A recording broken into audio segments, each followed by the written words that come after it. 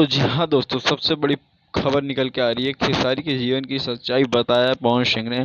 पवन सिंह ने ये भी बताया कि खेसारी क्या ही पहले थे, अब क्या हैं।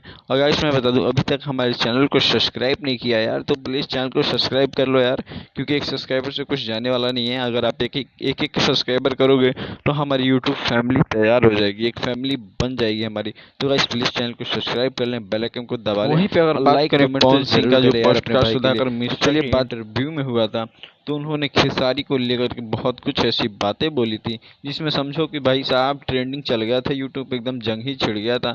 और जैसे कि मैं बता दूं कि खेसारी लाल भी हैं, ये भी तो कम नहीं थे भाई, ये भी पोस्टकास्ट सुधाकर मिश्रा के पोस्टकास्ट में जैसे इन्होंने कि भी इनके खेसारी बारे लाल ने में बोला बहुत कि कुछ मैंने बोला। उनके जैसा बॉडी बनाई, एकदम फिगर बनाया, आई मीन मतलब एकदम उनके जैसा पर्सनालिटी बना करके तब उनके सामने गया, तब मैं उनके कॉम्पिटिटर आई मीन कंपटीशन में आ गया हूँ।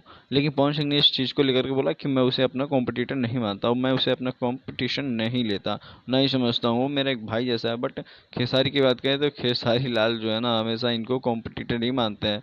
तो गाइस चलिए फिर मिलते हैं अगले